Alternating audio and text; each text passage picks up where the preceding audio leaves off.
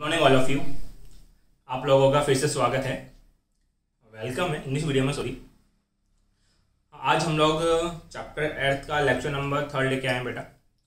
और इस लेक्चर में जो हमें स्टडी करना है वो है बेटा बेसिकली मैग्नेटिक मोमेंट।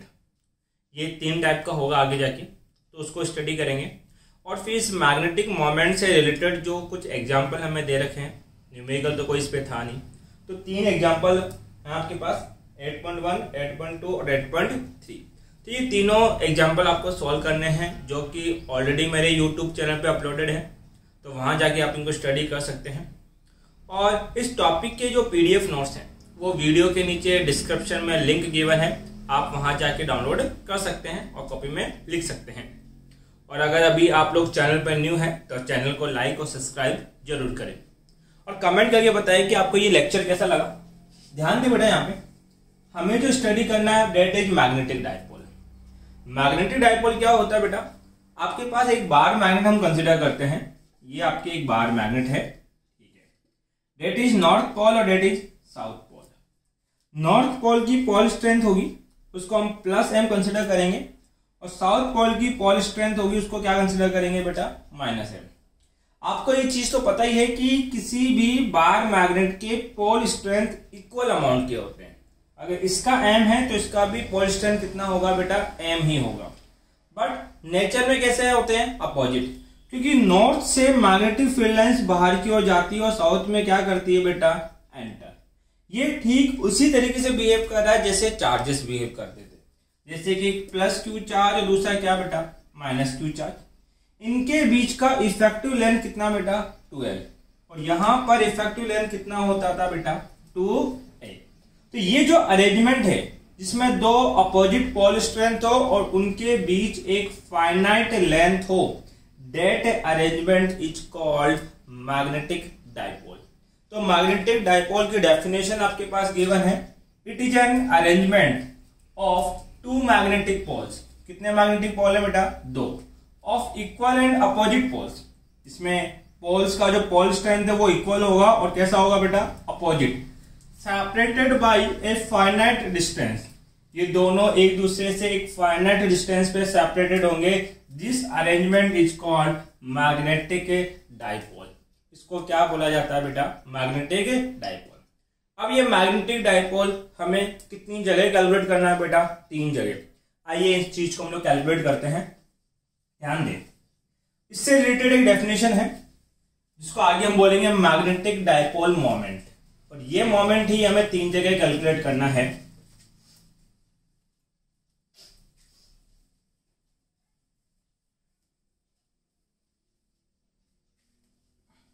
फोकस करें यहां लोग।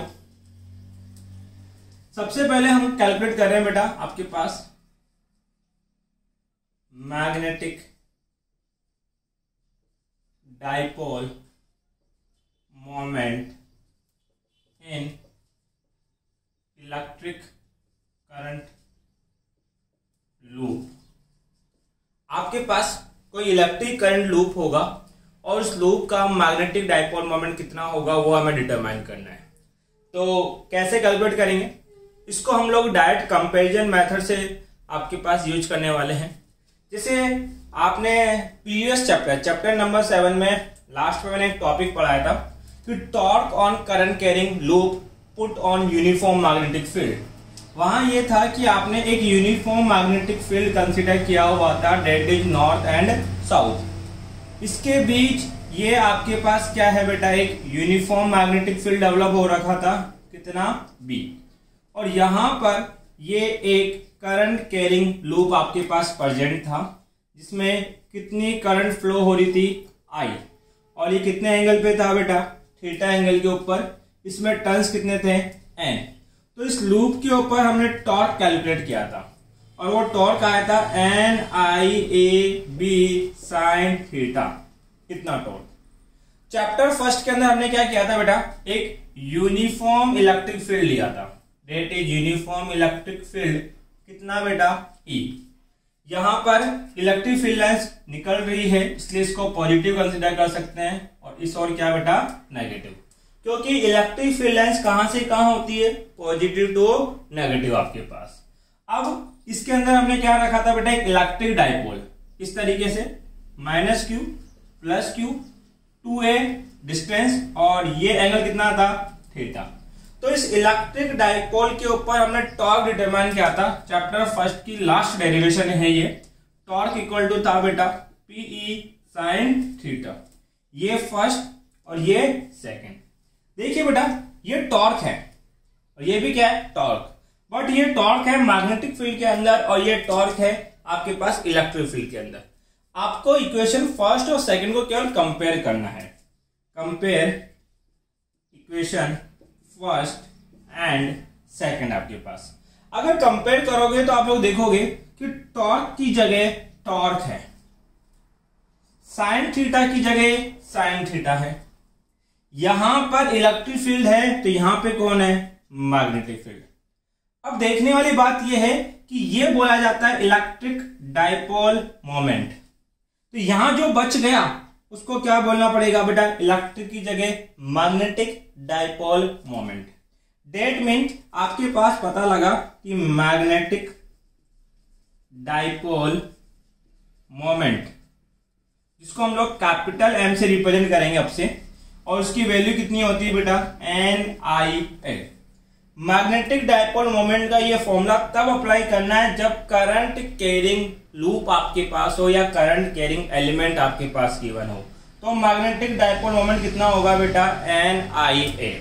इससे रिलेटेड एक क्वेश्चन आता है आपके पास। पहला कंसिडर कर लेते हैं कि ये कोई करंट कैरिंग लूप है जिसमें कुछ करंट फ्लो हो रहा है, कितना बेटा, I। Radius of this loop is small r। आपको पता करना है कि इसका मैग्नेटिक डाइपोल मोमेंट कितना होगा। तो ध्यान दें, मैग्नेटिक डाइपोल मोमेंट होता है NIA, जहां N रिप्रेजेंट करता है टर्न्स। मान लेते हैं इसमें अभी N टर्न्स ही हैं, ठीक है। I रिप्रेजेंट करता है करंट, कितना I है, और A क्या है बेटा आपके पास, एरिया। तो ये शेप कैसा है, सर्कल, और सर्कल का एरिया कितना होगा, πr²। तो इस पर्टिकुलर केस के लिए जो मैग्नेटिक डाइपोल मोमेंट होगा वो होगा NI πr²। अब ये जो मैग्नेटिक डाइपोल मोमेंट है इसका कुछ यूनिट भी होगा।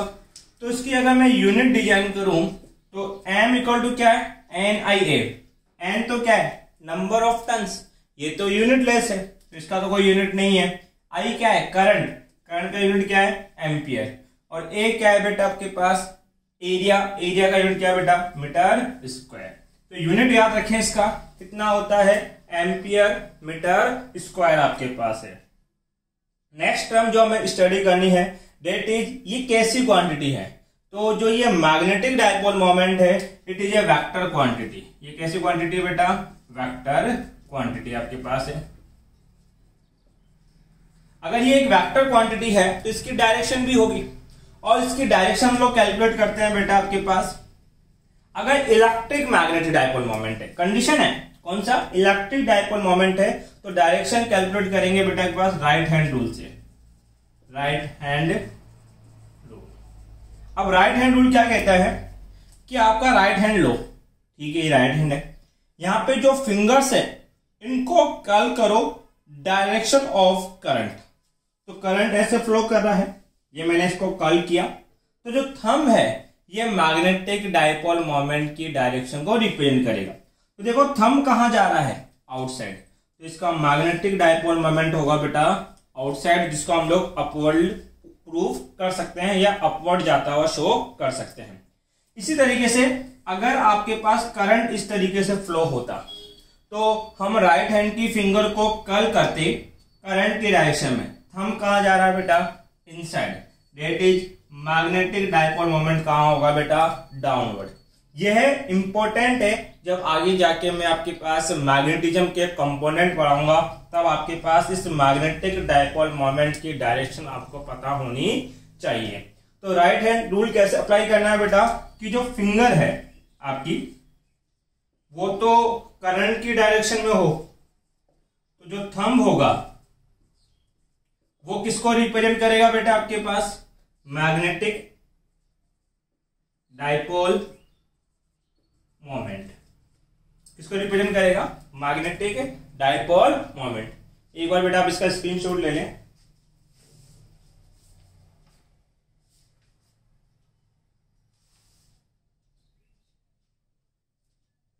ले लिया बेटा, रफ कर दो इसको। मैं फॉर्मूला भी याद रखना, m इक्वल टू कितना होता है NIA।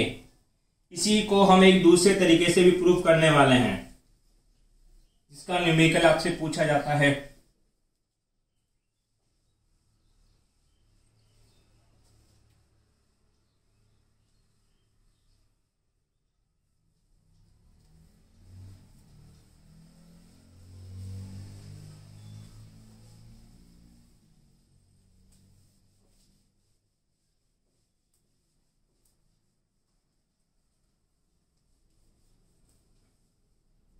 देखो बेटा, नेक्स्ट जो इसमें हमें पढ़ना है that is magnetic dipole moment of orbital electron. आपके पास क्या गिवन है बेटा, एक ऑर्बिटल इलेक्ट्रॉन होगा, उस ऑर्बिटल इलेक्ट्रॉन की वजह से कितना मैग्नेटिक डाइपोल मोमेंट डेवलप होता है वो हमें डिटरमाइन करना है। तो किस तरीके से हम लोग डिटरमाइन करेंगे बेटा, आपके पास कि हमने कंसिडर कर लिया कि आपके पास ये कोई न्यूक्लियस है, ठीक है, और ये इसका एक क्या है बेटा, ऑर्बिट है। इस ऑर्बिट में ये इलेक्ट्रॉन क्या कर रहा है, रिवॉल्व कर रहा है। इस ऑर्बिट का रेडियस कितना बेटा, स्मॉल आर, और ये रिवॉल्व कर रहा है कितनी वेलोसिटी से, v वेलोसिटी से। अब एक चीज मुझे बताओ बेटा, जब इलेक्ट्रॉन रिवॉल्व कर रहा है, डेट इज इलेक्ट्रॉन क्या कर रहा है, मोशन। अगर इलेक्ट्रॉन मोशन करेगा, मूव करेगा, तो वो क्या प्रोड्यूस करेगा बेटा, करंट। करंट क्या होता है, फ्लो ऑफ चार्ज या फ्लो ऑफ इलेक्ट्रॉन। आपके पास ये इलेक्ट्रॉन का फ्लो ही तो है, इसका मूवमेंट क्या है, फ्लो। इसका मतलब ये क्या प्रोड्यूस करेगा, करंट। और अगर कहीं करंट होगा तो वहां पे आपके पास मैग्नेटिक डाइपोल मोमेंट होगा ही होगा। तो मैग्नेटिक डाइपोल मोमेंट होता कितना है, m equal to NIA। But इस बार हमें कैलकुलेट करना है इस ऑर्बिटल इलेक्ट्रॉन के टर्म के अंदर। मान लेते हैं बेटा, यहाँ पे जो इलेक्ट्रॉन है वो कितने हैं, Ne इलेक्ट्रॉन है, मतलब n इलेक्ट्रॉन है, तो टोटल इलेक्ट्रॉन कितने हो जाएंगे बेटा, Ne। अगर ये मैग्नेटिक डाइपोल मोमेंट हमें डिटरमाइन करना है तो हमें टर्न्स पता होना चाहिए, करंट का वैल्यू पता होना चाहिए, और ये जहां रिवॉल्व कर रहा है उसका एरिया हमें पता होना चाहिए। तो हम ऐसा कंसिडर कर रहे हैं कि ये कितने टर्न्स बनाता है बेटा, n टर्न्स। तो n की वैल्यू तो n रख देंगे। अब जो इंपॉर्टेंट कैलकुलेशन करनी है, डेट इज करंट। तो देखो करंट आपने पढ़ा है, डेट इज q अपॉन में क्या, t। अगर मैं q की बात करूं तो charge is quantize, chapter number 4 first से q की जगह क्या लिखा जा सकता है बेटा, Na। तो हमने चार्ज कितने कंसिडर किए हैं बेटा, Na, और टाइम कितना रहेगा, t। अब ये टाइम t कैसे हम लोग डिटरमाइन करें, तो आपने ये पढ़ा है कि वेलोसिटी क्या होता है बेटा, डिस्टेंस अपॉन में टाइम होता है, ठीक है। वेलोसिटी इसके इलेक्ट्रॉन के मूव करने की कितनी है बेटा, v है। डिस्टेंस, जब ये एक सर्कल बनाएगा तो कितने डिस्टेंस कवर करेगा, तो ये कवर करेगा आपके पास 2πr, कितने टाइम में, t टाइम में। तो टाइम t इक्वल टू क्या हो जाएगा बेटा, 2πr अपॉन में क्या, v। यहां पे टर्न्स आप 1 कंसिडर कर लेना, इक्वल टू क्या, Ne आपके पास। टाइम की जगह क्या रख सकते हैं, 2πr upon v, 2πr upon में क्या, v। v कहां चला गया बेटा, ऊपर। तो करंट की वैल्यू कितनी होगी बेटा, NeV अपॉन में 2πr। नेक्स्ट हमें क्या कैलकुलेट करना पड़ेगा बेटा, एरिया।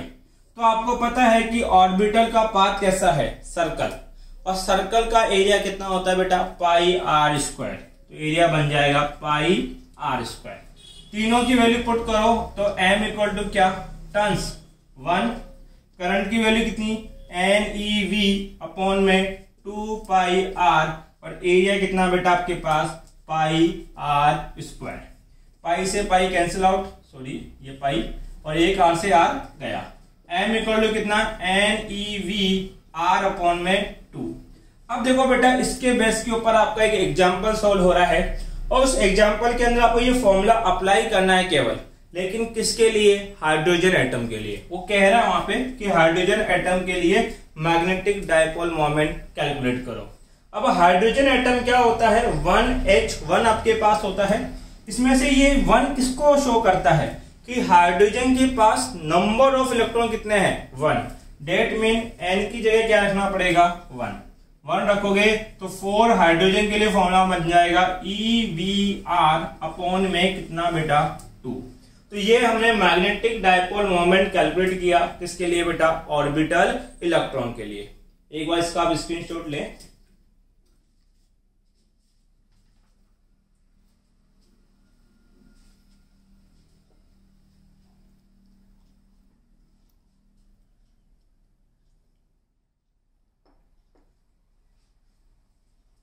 ले लिए बेटा स्क्रीनशॉट। नेक्स्ट जो हमें कैलकुलेट करना है, अब तक हमने 2 डायपोल मोमेंट निकाले बेटा। एक निकाला करंट कैरिंग लूप के लिए, कितना, NIA, M equal to NIA। फिर इसी की हेल्प से हमने मैग्नेटिक डायपोल मोमेंट निकाला किसके लिए, ऑर्बिटल इलेक्ट्रॉन के लिए, कितना, NEVR अपॉन में कितना, 2। अब हम लोग फिर से मैग्नेटिक डायपोल मोमेंट ही कैलकुलेट करने वाले हैं, बट वो कैलकुलेट करेंगे बेटा बार मैग्नेट के लिए। किसके लिए, बार मैग्नेट। तो ये आपके पास है बार मैग्नेट। तो आपको पता है कि बार मैग्नेट कैसा होगा सर, ये इस तरीके से एक मैग्नेट होगा, ये इसका होगा नॉर्थ पोल और ये इसका क्या बेटा, साउथ पोल। इन दोनों के बीच का जो इफेक्टिव लेंथ है वो कितना होता है, 2L, और पोल स्ट्रेंथ दोनों की क्या होती है बेटा, सेम, बट अपोजिट इन क्या लिखी जाती है, नेचर। तो एक चीज बताओ, आपने इलेक्ट्रिक डायपोल मोमेंट को कैसे डिफाइन किया था सर, वहां पे 2 सिमिलर चार्ज, 2 आपके पास सेम अमाउंट के बट अपोजिट पोलैरिटी के चार्ज एक दूसरे से एक फाइनाइट डिस्टेंस पे रखे होते थे, डेट इज 2A। तो यहां पे आपके पास जो इलेक्ट्रिक डायपोल मोमेंट था P, उसका डेफिनेशन ये था बेटा, electric dipole moment is the product of one charge and distance between them. किसी भी एक चार्ज की वैल्यू ले लो, केवल मैग्नीट्यूड कितना था, Q, और दोनों चार्ज के बीच का डिस्टेंस कितना, 2A। इनका प्रोडक्ट क्या लिखा जाता है बेटा आपके पास, मैग्नेटिक डायपोल मोमेंट। ठीक है, अब यहां देखना, यहां पे मैग्नेटिक डायपोल मोमेंट क्या होगा, कैपिटल M। इसको क्या लिखेंगे, किसी भी एक पोल के पोल स्ट्रेंथ का मैग्नीट्यूड। तो किसी का भी लो, नॉर्थ का पोल स्ट्रेंथ भी M है और साउथ का भी कितना है, M। मैं केवल मैग्नीट्यूड कंसीडर कर रहा हूं, इसलिए मैं साइन कंसीडर नहीं करूंगा। तो किसी भी एक का ले लें, स्मॉल m, और इनके बीच का इफेक्टिव लेंथ कितना, 2L। That product is called magnetic dipole moment. याद रखना, ये जो 2L है वो नॉर्थ और साउथ के बीच का टोटल डिस्टेंस या शॉर्टेस्ट डिस्टेंस होना चाहिए आपके पास। अब यही फॉर्मूला हमें अलग अलग केसेस में डिटरमाइन करना है। जैसे कि बात करता हूं बेटा, केस नंबर 1। यही मैग्नेट था, सेम मैग्नेट, ठीक है। इस मैग्नेट को क्या किया बेटा, इसका ये नॉर्थ पोल, ये क्या है, साउथ पोल, और ये इसका क्या है बेटा, मैग्नेटिक एक्सिस। क्या किया गया, where is the red marker, क्या किया गया बेटा, इसको इस एक्सिस के परपेंडिकुलर और मिड से कट कर दिया। एक्सिस से क्या है, परपेंडिकुलर, और कौन सा पॉइंट बेटा, मिडल पॉइंट से आपने क्या कर दिया, कट। जब मिडल पॉइंट से कट करोगे तो ये मैग्नेट अब कितने पार्ट में डिवाइड हो जाएगी बेटा, 2 पार्ट में। ये इस तरीके से, ये इसका नॉर्थ, इसका साउथ, फिर ये साउथ, इसका क्या बेटा, नॉर्थ। इसकी पोल स्ट्रेंथ कितनी बेटा, M। नॉर्थ और साउथ, इस नॉर्थ की पोल स्ट्रेंथ M है, तो आपको पता है कि बार मैग्नेट की पोल स्ट्रेंथ सेम होती है। अगर ये M है तो कट करने के बाद ये पार्ट भी कितना होगा, M ही होगा। ये M है तो ये भी कितना रहेगा बेटा आपके पास, M। टोटल लेंथ कितनी थी बेटा आपके पास, 2L। जब मिड से कट करोगे तो अब ये लेंथ कितनी हो जाएगी, L, और ये लेंथ भी कितनी हो जाएगी, L। अब इस सिंगल मैग्नेट का मैग्नेटिक डायपोल मोमेंट आपको डिक्लेयर करना है। कट करने के बाद इसका मैग्नेटिक डायपोल मोमेंट हमने कंसिडर कर लिया कितना, M डैश। भाई इस सिंगल का मैग्नेटिक डायपोल मोमेंट कितना है बेटा, m dash. Magnetic dipole moment होता है क्या, एक पोल की पोल स्ट्रेंथ किसी की भी ले लो कितनी है m, और दोनों पोल के बीच का लेंथ कितना l, that product is called magnetic dipole moment. अब इस मैग्नेटिक डायपोल मोमेंट को इस इनिशियल वैल्यू के साथ कंपेयर करना है। इसके लिए क्या किया बेटा, m डैश इक्वल टू कितना m 2l अपॉन में 2, मैंने 2 से मल्टीप्लाई कर दिया और 2 से क्या कर दिया बेटा, डिवाइड। अब बताओ ऊपर जो ये m मल्टीप्लाई 2l है, इसको इनिशियली डायपोल मोमेंट लिख सकते हैं क्या, यस। तो ये कितना हो जाएगा बेटा, m अपॉन 2।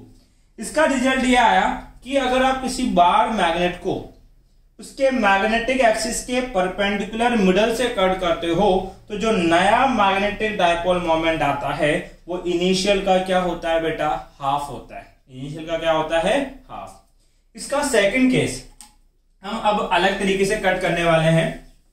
जैसे आपके पास ये बार मैग्नेट है, ये इसका नॉर्थ, ये इसका साउथ, पोल स्ट्रेंथ कितनी बेटा m, और इनके बीच का जो इफेक्टिव लेंथ आपके पास है ये कितना है 2l। इस बार हम जो कट कर रहे हैं वो इसके एक्सिस के अलोंग है, ये इसका एक्सिस है और यहीं से हमने इसको कट कर दिया, मतलब कि इस तरीके से कट किया गया। पहले परपेंडिकुलर कट कर रहे थे, अब इस तरीके से कट कर रहे हैं। जब इस तरीके से कट करेंगे तो इसके 2 पीसेस होंगे, इस तरीके से एक पीस और फिर ये वाला अनदर पीस, ठीक है। अब ये नॉर्थ, ये साउथ, ये नॉर्थ और ये साउथ, जैसे ही इसको इस एक्सिस पे कट करोगे तो स्ट्रेंथ भी हाफ हो जाएगी, मतलब ऊपर वाले कितनी m/2, इसकी भी m/2, यहां पे भी m/2, यहां पे भी m/2। क्या इसकी इन लेंथ में कोई चेंजेस होगा क्या, नहीं सर, ये लेंथ अभी भी कितनी होगी 2l और यहां पे भी कितनी होगी 2l। हमें फिर से इस न्यू वाले का मैग्नेटिक डायपोल मोमेंट कैलकुलेट करना है। तो न्यू का मैग्नेटिक डायपोल मोमेंट मैंने बोल दिया m डैश। अब मैग्नेटिक डायपोल मोमेंट होता क्या है, डेफिनेशन आपको पता है, किसी भी एक पोल की पोल स्ट्रेंथ कितनी m/2 मल्टीप्लाई बाई इन दोनों पोल के बीच का effective length that is 2l। अब ऊपर देखिए आप लोग m मल्टीप्लाई 2l, इस नए वाले मैग्नेटिक डायपोल मोमेंट को इस पुरानी वैल्यू के साथ कंपेयर करना है। तो m मल्टीप्लाई 2l को क्या लिख सकते हैं बेटा, कैपिटल M। तो m डैश इक्वल टू हो जाएगा m/2। इसका रिजल्ट ये आया कि आप बार मैग्नेट को मिडल से चाहे से परपेंडिकुलर कट करें चाहे से हॉरिजॉन्टल कट करें, दोनों ही केस में जो न्यू डायपोल मोमेंट आएगा m डैश और m डैश वो पुराने डायपोल मोमेंट के हाफ के क्या होगा बेटा, इक्वल। ये 2 केस हैं, एक बार इनका आप स्क्रीनशॉट ले लें बेटा।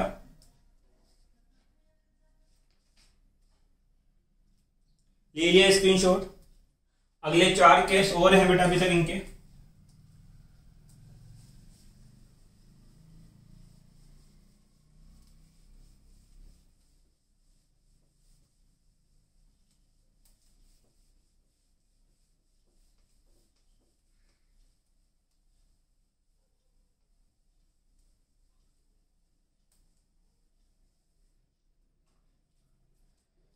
ये था m और इसका हमने लिखा था कितना बेटा आपके पास m मल्टीप्लाई 2l।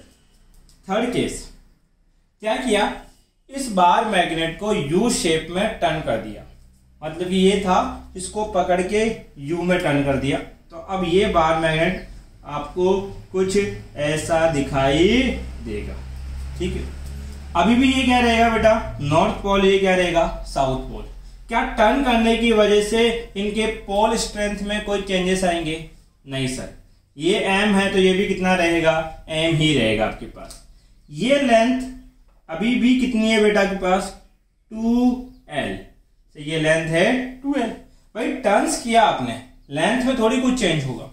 अब जब इसको U शेप में चेंज करोगे तो इसका एक रेडियस होगा, डेट इज कितना बेटा r। ये अगर r है तो ये रेडियस भी कितना होगा, r ही होगा। अब हमें जब इसको U शेप में मैंने टर्न कर दिया तो मुझे इसकी न्यू डायपोल मोमेंट कैलकुलेट करनी है, डेट इज एम डैश।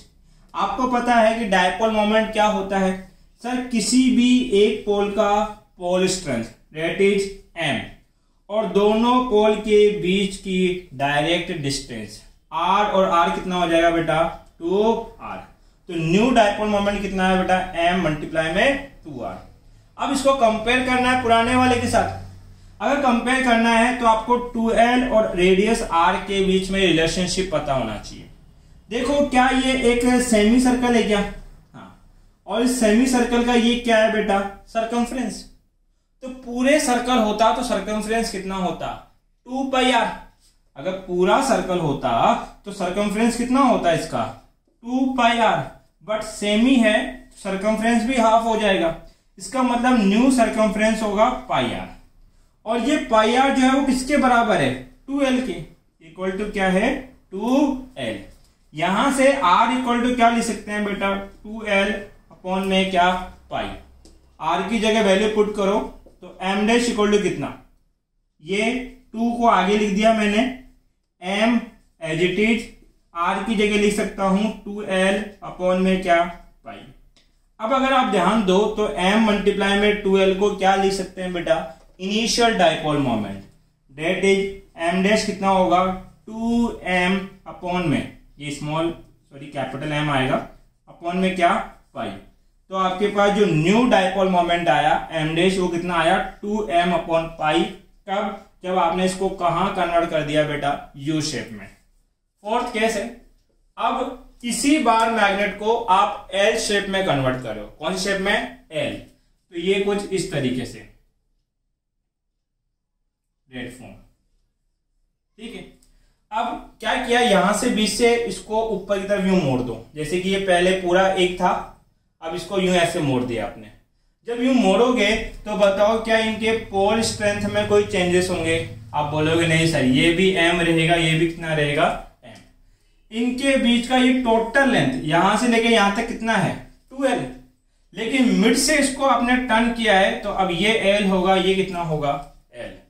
अब बताइए इस कंडीशन पे इस नॉर्थ और साउथ के बीच का ये डायरेक्ट डिस्टेंस यही होगा क्या, यस। क्या ये डिस्टेंस आप कैलकुलेट कर सकते हो, हाँ। ये क्या दिख रहा है राइट एंगल, राइट एंगल में ये क्या होता है बेटा हाइपोटेनियस। हाइपोटेनियस क्या होता है root base square plus perpendicular square, L square plus L square. तो इसको कितना लिख सकते हैं बेटा हम लोग under root of 2l square that is l root 2। अब हमें क्या करना है, इसका डायपोल मोमेंट निकालना है। तो नए वाले का डायपोल मोमेंट क्या होगा m डैश। डायपोल मोमेंट होता है क्या, किसी एक पोल की पोल स्ट्रेंथ और उन दोनों पोल के बीच का डायरेक्ट डिस्टेंस कितना है l रूट 2। कोई दिक्कत नहीं होनी चाहिए। अब इसको कंपेयर करना है पुराने वाले के साथ। इसके लिए क्या करो बेटा m dash m l root 2, इसको रूट 2 से मल्टीप्लाई और रूट 2 से क्या कर लो डिवाइड।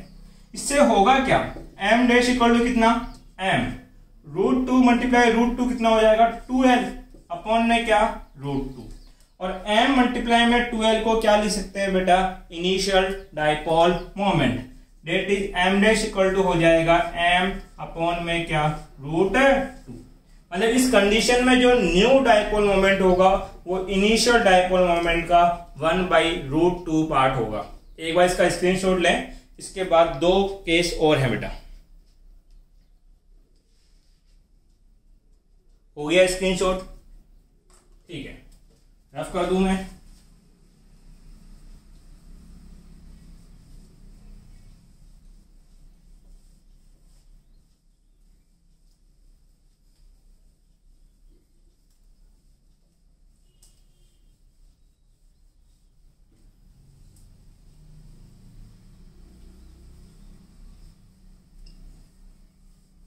ध्यान देना बेटा, यहां कुछ चीज मैं बताना चाहता हूं। जैसे कि आपने अभी डायपोल मोमेंट पढ़ा m capital M equal to होता है m मल्टीप्लाई में 2l, तो स्मॉल m हो जाएगा m/2l। मुझे इस पोल स्ट्रेंथ, स्मॉल m क्या है बेटा पोल स्ट्रेंथ की क्या बनानी है यूनिट। तो कैसे बनाऊंगा मैं यूनिट इसकी, क्या डायपोल मोमेंट की यूनिट आपको याद है अभी आपने फॉर्मूला पढ़ा था m equal to N I A, N turns है, यूनिट लेस, करंट का एम्पियर और एरिया का मीटर स्क्वायर, तो इसका यूनिट हो गया एम्पियर मीटर स्क्वायर। 2L क्या है? लेंथ, लेंथ का यूनिट क्या होगा? मीटर, मीटर से मीटर कट गया, कितना बचा? Ampere into metre. तो पोल स्ट्रेंथ की यूनिट आप याद रखेंगे एम्पियर इंटू मीटर। एक चीज समझिए, 4 बार मैग्नेट, 4 बार मैग्नेट, आपके पास जो डाइपोल मोमेंट कितना है? m, ये कैसी क्वांटिटी है बेटा? Vector quantity. लेकिन बार मैग्नेट में इसकी जो डायरेक्शन होती है डाइपोल मोमेंट की, वो होती है opposite to magnetic field. Magnetic field की जो डायरेक्शन होगी उसके अपोजिट होगी किसके बेटा? बार मैग्नेट की। क्योंकि आपने जब इलेक्ट्रिक डाइपोल मोमेंट की बात की थी तो P इक्वल टू क्या आता है? Q मल्टीप्लाई में 2 है। इस इलेक्ट्रिक डाइपोल मोमेंट की डायरेक्शन कहां से कहां होती है बेटा? Negative charge to positive charge. और जबकि इलेक्ट्रिक फील्ड क्या होता है बेटा? Positive charge to negative. इसका मतलब इलेक्ट्रिक डाइपोल मोमेंट जो होता है वो इलेक्ट्रिक फील्ड के अपोजिट डायरेक्शन में होता है। सिमिलरली जो बार मैग्नेट के लिए मैग्नेटिक डाइपोल मोमेंट होगा वो मैग्नेटिक फील्ड के अपोजिट डायरेक्शन में होगा उसकी डायरेक्शन। और जो मैग्नेटिक फील्ड की डायरेक्शन होती है वो होती है नॉर्थ टू साउथ। तो इसकी डायरेक्शन क्या होगी बेटा? साउथ टू नॉर्थ, हमें डायरेक्शन पता है। इसके अलावा हमने 11th के अंदर 2 फॉर्मूला पढ़े थे। अगर मान लो बेटा ये आपके पास ए वेक्टर है और ये है इसका बी वेक्टर, इनके बीच एंगल कितना है? थीटा। और मुझे ए वेक्टर और बी वेक्टर का रिजल्टेंट कैलकुलेट करना है तो मैं क्या करता था? इस वेक्टर को उठा के इस पे बना दूंगा एज इट इज, और इस वेक्टर को इसके ऊपर ड्रॉ कर देना है। ये ड्रॉ कर दिया और ये जो डायगोनल होगा ये बताएगा रिजल्टेंट वेक्टर आर वेक्टर। अब मैंने यहाँ पे इसके लिए 2 फॉर्मूला हम लोगों ने डिटरमाइन किए थे। आर वेक्टर का मैग्नीट्यूड क्या होगा? वो था under root of A square plus B square plus का 2ab cos थीटा। और अगर आपसे पूछा जाए कि इनके बीच का ये जो एंगल है डेट इज अल्फा, ये कितना होगा? तो ये आपके पास एंगल अल्फा था, आपके पास कितना? tan अल्फा, या सॉरी अल्फा इक्वल टू कितना था? जिस एक्सिस के साथ अल्फा बना रहे हो उसका अपोनेंट लो। तो ए के साथ ये अल्फा ड्रॉ कर रहा है, इसका अपोनेंट कितना है बेटा? बी। ऊपर लिखा जाएगा कितना बेटा आपके पास? साइन थीटा अपॉन में ए प्लस बी कॉस थीटा। ये चीजें हम लोग पहले ही पढ़ चुके हैं आपके पास। और ये सॉरी डायरेक्शन में क्या होगा? tan अल्फा के टर्म में ही होगा। तो डायरेक्शन के लिए क्या निकालते थे? tan अल्फा इक्वल टू कितना? b sine theta upon a plus b cos theta आपके पास है। और जब रिजल्टेंट के लिए क्या निकालेंगे बेटा? Root A square plus B square plus 2ab cos of theta. अब ये सारी चीजें अगले केस के लिए काम आने वाली है, इसलिए मैंने थोड़ा सा डिवीजन कराया। देखो आपके पास 2 बार मैग्नेट गिवन है। एक बार मैग्नेट ये है साउथ नॉर्थ, और इसी के ऊपर सम एंगल के ऊपर एक दूसरा बार मैग्नेट रखा है, ये रहा इस तरीके से। ये इसका साउथ, ये इसका क्या मान लो बेटा? नॉर्थ। अब इस फर्स्ट बार मैग्नेट का डाइपोल मोमेंट आपके पास गिवन है और वो इधर की तरफ होगा कितना? m1 vector. क्योंकि डाइपोल मोमेंट की डायरेक्शन कहां होती है? South to north. ऊपर वाले का डाइपोल मोमेंट इधर है, डेट इज m2 वेक्टर। और ये दोनों एक दूसरे से कितना एंगल फॉर्म करते हैं? थीटा। मुझे क्या करना है? m1 वेक्टर और m2 वेक्टर का रिजल्टेंट डाइपोल मोमेंट डिटरमाइन करना है। तो वो कैसे डिटरमाइन करूंगा? इस वेक्टर को उठा के इसके ऊपर बना दो एज इट इज, और इस वेक्टर को उठा के इसके ऊपर बेटा आपके पास, और इनका ये दोनों का क्या होगा बेटा? Resultant dipole moment m vector. मुझे इस m वेक्टर की वैल्यू डिटरमाइन करनी है, तो m वेक्टर होगा अंडर रूट ऑफ, इसी फॉर्मूले को यूज करो। ये था a वेक्टर और ये था b वेक्टर। ए वेक्टर की तरह काम कौन कर रहा है? m1 वेक्टर, और b की तरह m2 वेक्टर, और एंगल कितना है? थीटा। तो रिजल्टेंट था रूट ए square plus B square plus 2ab cos theta. यहां पे रिजल्टेंट क्या होगा बेटा? m1 square plus m2 square plus 2m1 m2 cos theta. इसी तरीके से अगर आपको ये एंगल कितना दे रखा है अल्फा और आपको डायरेक्शन कैलकुलेट करनी है तो यहां पे क्या निकालना पड़ेगा tan अल्फा। tan अल्फा क्या होगा, जिस एक्सिस के साथ अल्फा ड्रॉ किया उसका अपोनेंट लो। अपोनेंट कितना है बेटा m2 sin थीटा अपॉन में m1 m2 cos थीटा। ये इसका क्या है बेटा डायरेक्शन एंगल रिजल्टेंट के लिए।